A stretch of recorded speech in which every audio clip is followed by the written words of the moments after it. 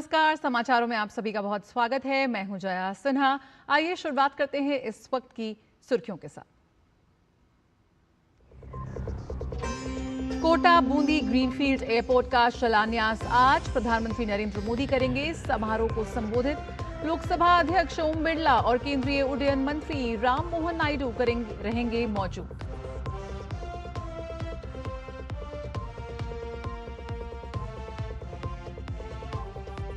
पश्चिम बंगाल में एसआईआर प्रक्रिया तेज। आज से जुड़ रहे उड़ीसा और झारखंड के 200 न्यायिक अधिकारी। न्यायिक निर्णय प्रक्रिया पर 2 दिवसीय प्रशिक्षण कार्यक्रम के बाद सोमवार से संभालेंगे काम।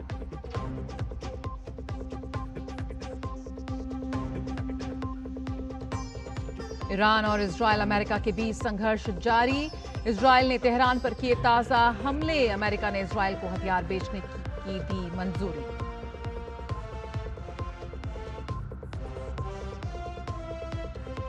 नेपाल के आम चुनावों में जेनजी सरकार पक्की। बालेन शाह ने प्रचंड ओली को दी मात। राष्ट्रीय स्वतंत्र पार्टी को बम्पर लीड। 34 सीटों पर जीत हासिल। 85 सीटों पर आगे।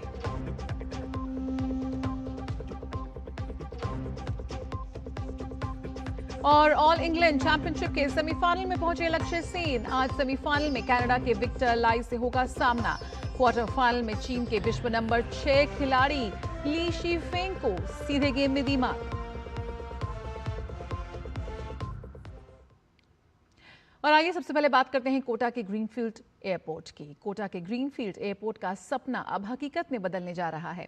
आज कोटा बूंदी ग्रीनफील्ड एयरपोर्ट का शिलान्यास होगा। इस परियोजना की अनुमानित लागत 1507 करोड़ रुपए है। प्रधानमंत्री नरेंद्र मोदी शिलान्यास कार्यक्रम को संबोधित करेंगे। वहीं लोकसभा अध्यक्ष ओम बिरला, मुख्यमंत्री भजन लाल शर्मा एवं केंद्रीय नागरिक उड्डयन मंत्री राम मोहन नायडू भूमि पूजन एवं शिलान्यास के दौरान मौजूद रहेंगे। बता दें कि राजस्थान सरकार ने A321 श्रेणी के विमानों के संचालन के लिए उपयुक्त ग्रीनफील्ड हवाई अड्डा विकसित करने के लिए करीब 440 हेक्टेयर भूमि हस्तांतरित की है। इस परियोजना में 20,000 वर्ग मीटर क्षेत्र में एक टर्मिनल भवन का निर्माण किया जाएगा, जो व्यस्त समय के दौरान 1000 यात्रियों को संभालने में सक्षम होगा और जिसकी प्रतिवर्ष यात्री वहन क्षमता 20 लाख होगी। प्रधानमंत्री नरेंद्र मोदी ने आज जन औषधि दिवस पर देशवासियों को बधाई दी है। उन्होंने एक्स पर पोस्ट किया और लिखा कि जन औषधि दिवस 2026 के अवसर पर प्रधानमंत्री भारतीय जन औषधि परियोजना से लाभान्वित होने वाले सभी लोगों को मेरी हार्दिक शुभकामनाएं।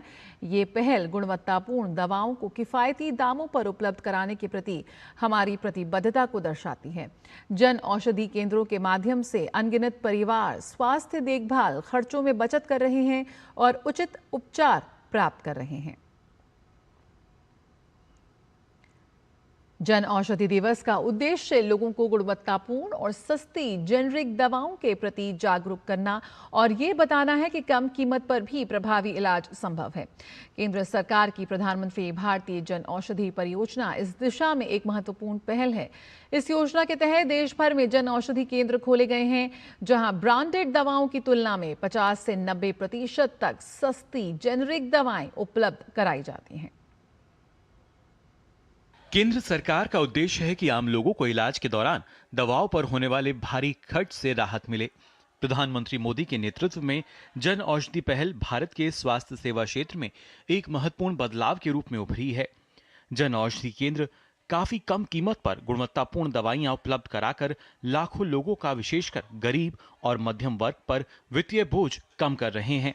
देश भर में 18,000 से अधिक जन औषधि केंद्रों के साथ किफायती स्वास्थ्य सेवा अब हर घर के लिए एक वास्तविकता है। आवश्यक दवाओं से लेकर जीवन रक्षक उपचारों तक ये पहल यह सुनिश्चित कर रही है कि कोई भी व्यक्ति उच्च लागत के कारण अच्छे स्वास्थ्य से वंचित ना रहे।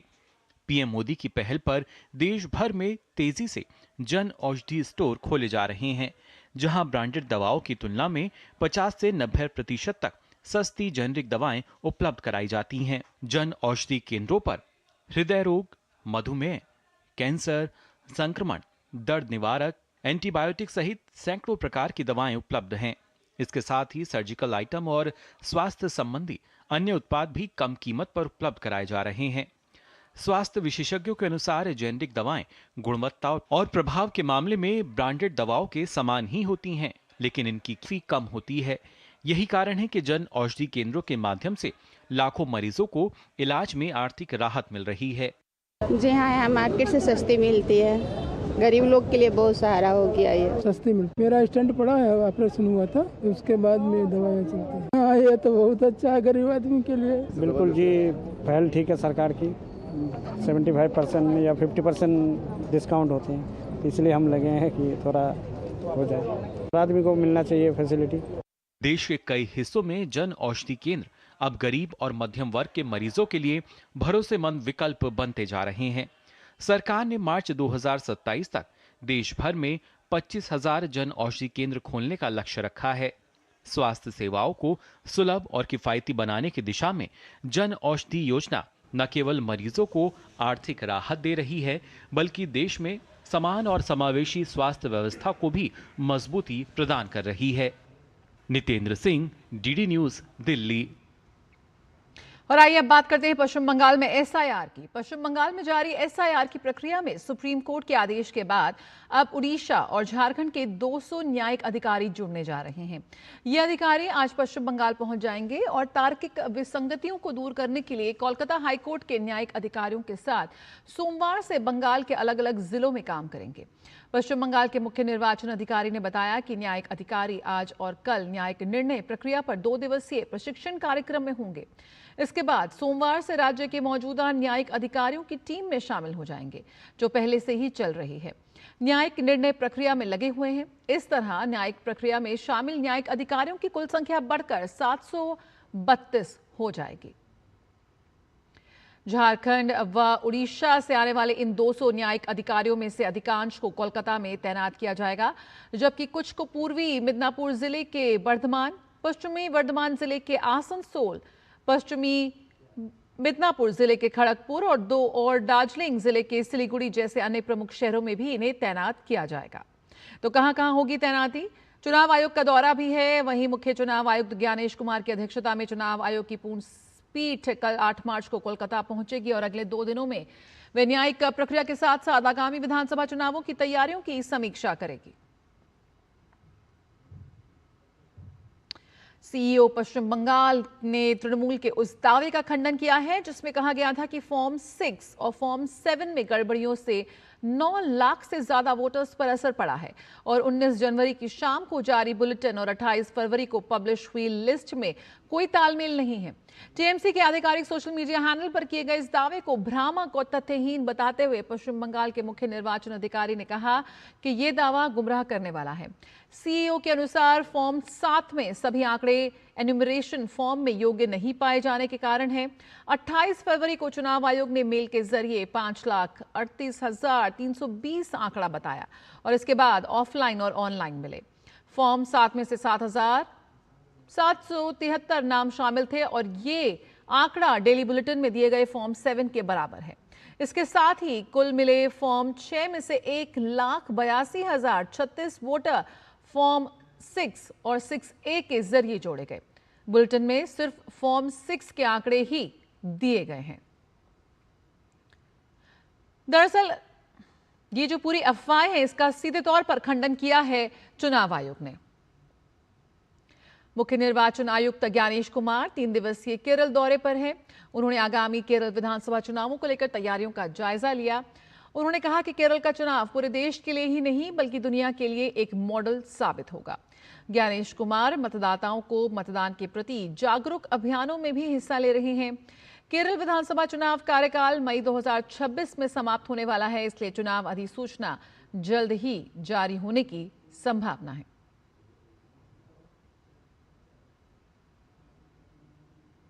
has been the front runner in holding assembly elections or parliament elections. And all the political parties and the entire election machinery, including the collectors, the commissioner of police, the enforcement agencies, the superintendent of police, the entire brass which gets involved in the elections, have promised me that the coming elections in Kerala are going to be a model not only for the country but for the world. और अब बात बिहार की। बिहार के मुख्यमंत्री नीतीश कुमार के बेटे निशांत कुमार ने JDU के राष्ट्रीय कार्यकारी अध्यक्ष संजय कुमार झा के आवास पर जेडीयू के वरिष्ठ नेताओं और युवा विधायकों के साथ बैठक की। इस दौरान पार्टी से जुड़े कई जरूरी मुद्दों पर चर्चा हुई।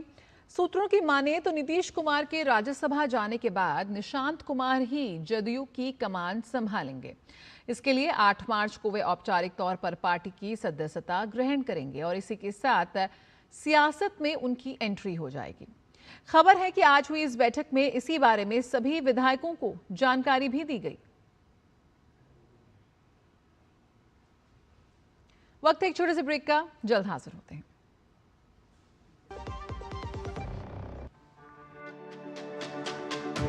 मेरी पसंद, मेरी पसंद, मेरी पसंद, मेरी पसंद, हमारी पसंद, हम सबकी पसंद। मजबूत देश का मजबूत सरिया हो गया स्टील। गांव में आया नया हीरो, खरपतवार का डर हुआ जीरो। अब खेती का काम होगा खास, जब ये सुपरस्टार होगा हर किसान के पास। गांव का superstar steel MH210 power weeder. Steel उपकरण लाए परिवर्तन। Video call. मैं सीनियर इंस्पेक्टर काली पहाड़ी चौकी से। यस, आपके पार्सल में ड्रग्स मिले हैं। ड्रग मैंने आपको अरेस्ट किया जाता है। यदि बचना चाहते हो तो 2 लाख रुपए। ये फोन पे कौन अरेस्ट करता है? तुम पुलिस नहीं है और हम बोगा मतलब मूर्ख नहीं है। यूपीआई कहता है अगर कोई नकली पुलिस बन के आपको भी कॉल करे और डराए तो कहो मैं मूर्ख नहीं।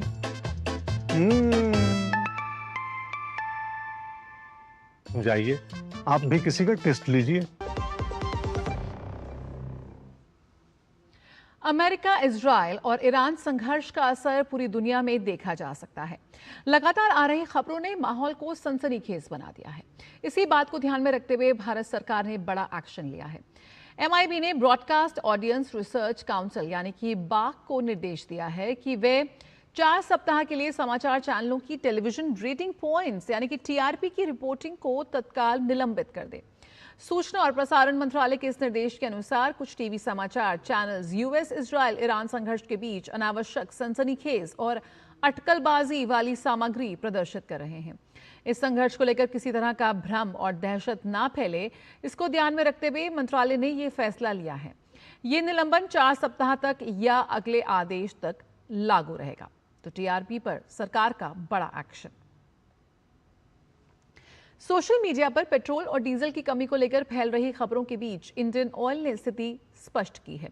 इंडियन ऑयल ने सोशल मीडिया प्लेटफॉर्म X पर बयान जारी करते हुए कहा कि ईंधन की कमी से जुड़ी खबरें पूरी तरह से निराधार और भ्रामक हैं।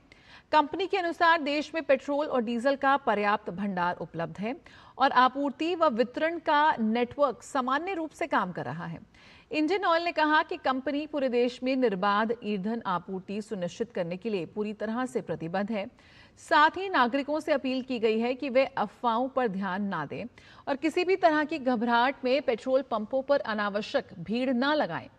कंपनी ने लोगों से कहा है कि सही और आइए सीधे रुक करेंगे दार्जिलिंग का, जहां राष्ट्रपति द्रौपदी मुर्मू दार्जिलिंग में 9वें अंतर्राष्ट्रीय संथाल सम्मेलन को संबोधित कर रही हैं। देवी और स्वजनों, सभी को नमस्कार, जोहार। इंटरनेशनल संथाल काउंसिल के कॉन्फ्रेंस में आप सबके बीच आकर मुझे अपनेपन का एहसास हो रहा है। मुझे गर्व है मैं संथाली समुदाय में जन्मी भारत माता की बेटी हूँ। संथाल समुदाय के लोगों की परंपराओं और सामूहिक चेतना के संरक्षण और संवर्धन में international Santhal council, all India Santhali association तथा आदिवासी समाज से जुड़े सामाजिक और सांस्कृतिक संस्थानों की महत्वपूर्ण भूमिका रही है। इस योगदान के लिए मैं आपके संस्थान तथा अन्य ऐसे संस्थानों से जुड़े सभी पूर्ववर्ती और वर्तमान कार्यकर्ताओं को और पदाधिकारियों को मैं हार्दिक बधाई देती हूँ। संथाल समुदाय के सभी लोगों के लिए ये गौरव की बात है कि हमारे पूर्वज तिलका मांझी ने लगभग 240 वर्ष पहले शोषण के खिलाफ विद्रोह का झंडा उठाया था। उनके विद्रोह के लगभग 60 वर्ष बाद बहादुर भाई सिद्धू कानू और चांद भैरव के साथ वीरांगना बहनें फूलो जानो ने वर्ष 1855 में सांताल हुल का नेतृत्व किया। भाइयों बहनों, आप उनके उत्तर पीढ़ी हो। मुझे लगता नहीं आप सांताल हो। सांताल का जो ब्लड आपके शरीर में बहता है। सांताल न्यूनता को पसंद नहीं करते, न्यूनता के विरुद्ध और लड़ाई करते और वीर है, वीर जातियों के दायाद है। आज इंटरनेशनल सांताली काउंसिल है। इंटरनेशनल सांताली काउंसिल कैसे होना चाहिए, मैं देख रही थी। यहाँ बैठे बैठे बहुत सारे सांताल लोग उधर घूम रहे हैं। मुझे लगता है कोई उनको रोक रहा है यहाँ आने के लिए। नहीं जाओ। मैं जो रास्ते पे आ रही थी, यहाँ जो फील्ड में देख रहे हैं, ये एक इंटरनेशनल सांताल काउंसिल का ये सम्मेलन है। मुझे लगता नहीं। कोई चाहते नहीं कि सांताल एकजुट हो, कोई चाहते नहीं सांताल आगे बढ़े, कोई चाहते नहीं कि सांताल शिक्षित हो, कोई चाहते नहीं कि सांताल मजबूत हो। लेकिन मैं जानती हूं कि सांताल ये देश के लिए अपनी जिंदगी को निछावर किए हैं। सिद्धू कानू, चांद भैरो, फूलो जानो, बाबा तिलका माझी और भी बहुत सारे जिन लोगों का नाम इतिहास में नहीं है। मुझे लगता है इतिहास में हम उनका नाम होता तो इतिहास के जितनी बड़ा किताब है वो सांथालों के नाम पे ही पूरा भर जाता, लेकिन जानबूझ के उनके नाम नहीं दिया गया। आज भी इतिहास मांग रहा है उन लोगों का नाम। लेकिन आप क्यों डरपोक है? आप क्यों ऐसे डरपोक है? आप क्यों पीछे हो रहे? अपे हमारे उनका लोलंग मैं तो बाइलिंग का ना तेहन इंटरनेशनल सांताल काउंसिल नोडे होआ काय मुन मिदुन इनमें 22 क्या सांताल हूं। 2003 के सांताली समुदाय के इतिहास में हमेशा याद किया जाएगा। उस वर्ष सांताली भाषा को भारत के संविधान की 8वीं अनुसूची में शामिल किया गया। मुझे इस बात का गर्व है। सांताली भाषा को संविधान में स्थान दिलाने के लिए बहुत सारे संस्थाएं मांग किए थे, आंदोलन किए थे, प्रशासन किए थे। मैं भी थोड़ा उनमें से एक हूं। तत्कालीन प्रधानमंत्री श्रद्धेय श्री अटल बिहारी वाजपेयी जी ने मुझे बहुत प्रोत्साहित किया और 2003 में संविधान के 8वीं परिषद में उसको शामिल किया गया। उनके कार्यकाल में सांताली भाषा का समुचित संवैधानिक गौरव प्राप्त हुआ। मैं समस्त सांताली समुदाय की ओर से श्रद्धेय अटल बिहारी वाजपेयी की स्मृति को नमन करती हूँ। पिछले वर्ष उनकी जन्म जयंती के शुभ अवसर पर मुझे ओल्चिकी लिपि में लिखित सांताली भाषा में भारत की संविधान का लोकार्पण करने का अवसर मिला। मुझे विश्वास है कि सांताली लोग अपनी मातृभाषा एवं लिपि में लिखे नए संविधान को पूरी तरह जान सकेंगे और वहां लिखा गया अनुच्छेद को पहचान सकेंगे और उसी हिसाब से अपना जीवन शैली को वो बना सकेंगे। देवी और स्वजन, मुझे ये देखकर बहुत खुशी हो रही है कि भारत सरकार द्वारा पिछले दशक के दौरान आदिवासी समाज के गौरव को नई पहचान दी गई तथा उनके विकास को नई गति प्रदान की रही। मुझे लगता है ये अंचल का विकास संथालों का और दूसरे आदिवासियों का हो रहा है। मुझे लगता नहीं विकास का वो सुविधा अब तो पहुंच रहे हैं। मुझे लगता नहीं। भारतीय स्वतंत्रता आंदोलन में जनजातीय लोगों के बलिदानों एवं योगदानों को मान्यता देने एवं उनके बारे में जागरूकता उत्पन्न करने के उद्देश्य से विभिन्न राज्यों में अनेक जनजातीय स्वतंत्रता सेनानी संग्रहालय का ये स्थापना की जा रही है। यहाँ भी हो रहा होगा, मुझे पता नहीं। वर्ष 2021 से प्रतिवर्ष 15 नवंबर को धरती व भगवान बिरसा मुंडा की जयंती के दिन जनजातीय गौरव दिवस मनाया जाता है। केंद्र सरकार द्वारा टीबीटीजी समुदाय के लोग पीएम जनमन योजना लागू की गई है।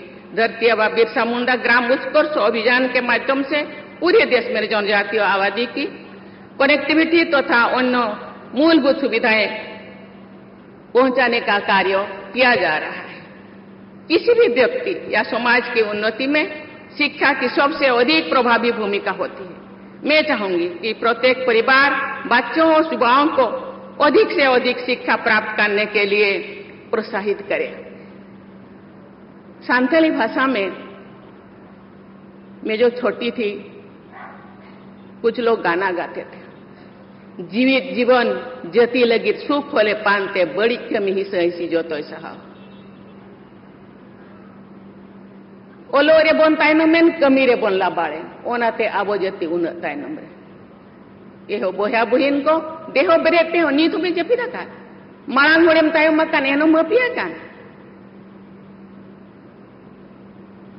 एहो बोया बुहिन को देहो बेरेते हो जती सुसर मार्शल डहार दे बन पांजाय अब जो जती लगी बात पेलोड़ा नौका को बनता है नौका नौका के अपन गिद्र को हिटंग जाड़ांग को तहना नौका है अब बन हिटंग जाए जेते हड़ को बतरो चोबना जेते हड़ को धमकावना जेते हड़ को मनावना ओंडे आलो पे चला नोडे नौका आलो पे नौका है अब जती लगी अब जमा नुआ लगी अब ओल पढ़ाव लगी इन बाबू रोड दाड़िया अब जुमी लगी इन बाबू रोड दाड़िया तो फिर 30 बदो अब दो स्वाधीन कान देश दिए तो चेल कार्बन फुरगल तो फुरगल दिसम लेका बाय बुझो कान नो एरिया रे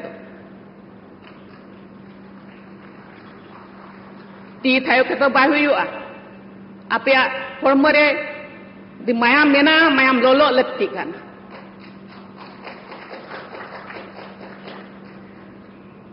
आपे हड़मो यदि मोचा मेना मोचा रोल लगती काना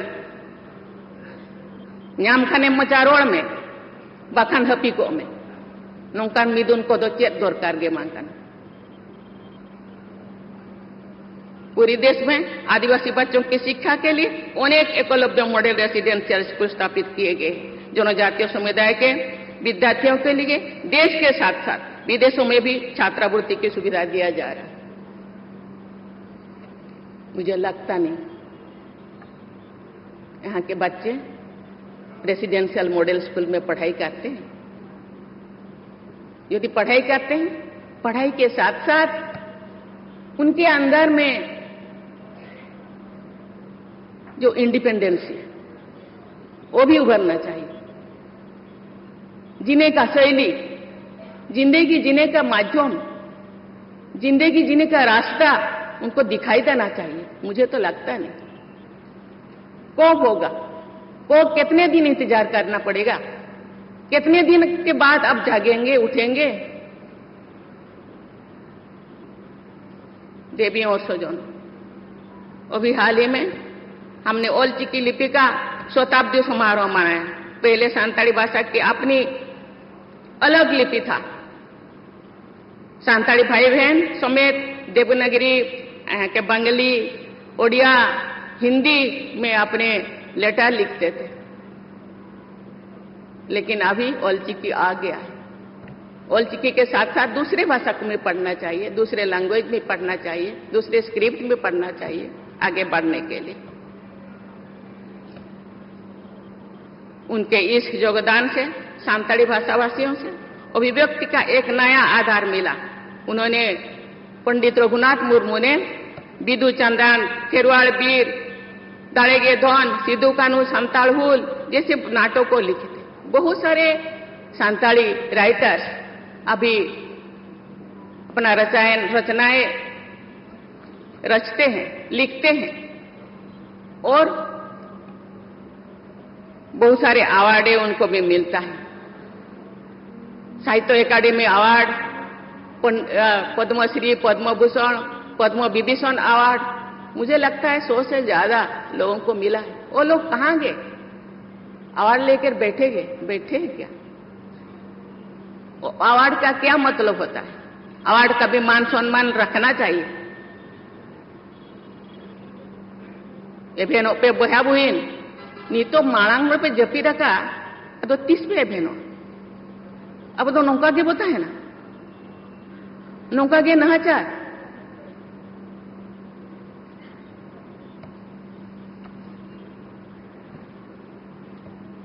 अब तो बोंगा बुरुयाबो दारे बो रोया तेन दारी रोय क्या ओना मेनते रस्कन बुझो क्या दारे बो रोया दारे अब जहां तना टाइटल को मेना मुर्मू मरडी हांसदा हेम्ब्रम जेते अब दो ओना बाहा ᱧᱩᱛᱩᱢ ते बखान दारे ᱧᱩᱛᱩᱢ ते अब टाइटल दो अब तो दारे साला जुड़ो क्या हो प्रकृति बो पूजाया बोंगाया हो ओना बोंगा खान दूसरा हेटा होर को बाको मना मनती बाको मान सम्मान आखाना अब चेदा उनको अब मान सम्मान नितो जदि दोसरा बोंगा हुआ ओंडे जेते होर चलाव कते बो जावरा को और अब जाहेर दो अब बाबू बाको चलाव चुआत बना इन चला सेनक लेदिया तो बाको चलाव चुआ का दिया तेन चला गे अब ओना रिहिट तहेन दरकार अब हिम्मत तहेन दरकार ओना मेनते जेते होने नेहर बना इन मा अडी गान रोड सनल दिया नितो दो आपे को नेल तेगे इन मोने रे उना गहीर बिछो किन बुझोया जे रोड के बाय सनई जाना मेना को सांताल समाज तो जहां तना आदिवासी मेना को जेते खोना को अगिला खाना किंतु अगिल लेका मा बन बुझोत बना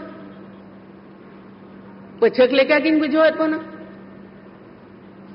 ओना रे कामी हुयुक काना आबो जुमिद बनु बना जुमिद दौड़ते ना मन लहा दाड़िया ओरी बन जुमिद भूल दो लहा दो बांग हुई दाड़िया ओना खातिर डिवाइड एंड रूल पॉलिसी नितो हो लगुआ काना नितो हो आबो दो उनको इंग्रेज योगे को शासन दो ना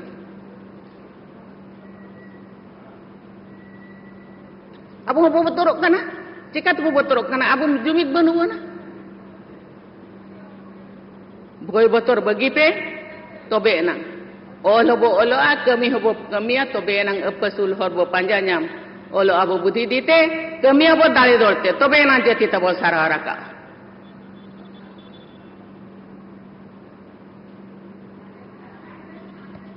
बोया आर बुहिन को अबे इन बड़ाइन जेते पण देहर सांताल तो बंगाल रे मेना को ओडिशा बंगाल आसाम झारखंड बिहार रे नासे नासे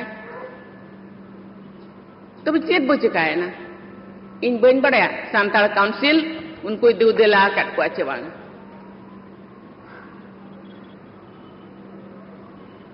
जहां तना की संसद सेमलेट बन बेर आकात अलग अलग ᱧᱩᱛᱩᱢ ते तो बे मी देगे बन तहेना कमी एटा एटा हुयु रे हो तो जेते हड़ बन दू देला को जेते हड़ बन दुड़बा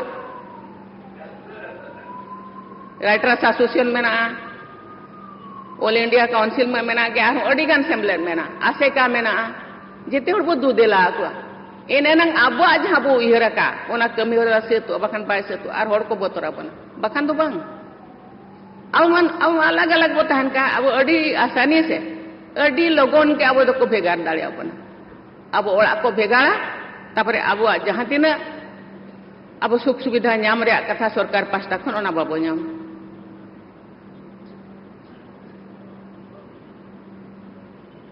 इन्हों बांग जुरे इन पे चलका अवस्था कना अड़ी गान कथा इन दो बई रोड़ेआ तबे तेहेन खन उयहर मा बाबू उयहर आबू गे बन हर जा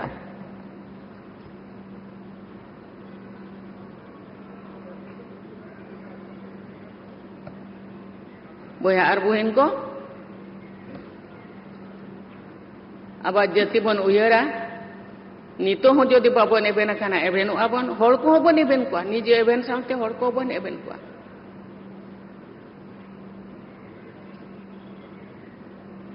बीर बुरु दारे लेका कहना को अदिम गने गेर से जाति गोमेड़ उमिल तरा जिदो है सेट सेकेंड जाति होको बडे आबो धर्म बो निचेड़ा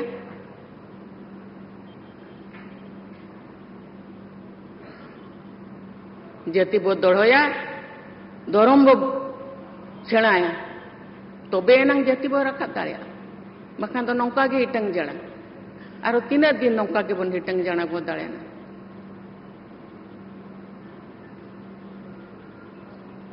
इन रोड करते मैं अपने वाणी को विराम देती हूँ। जय हिंद, जय भारत।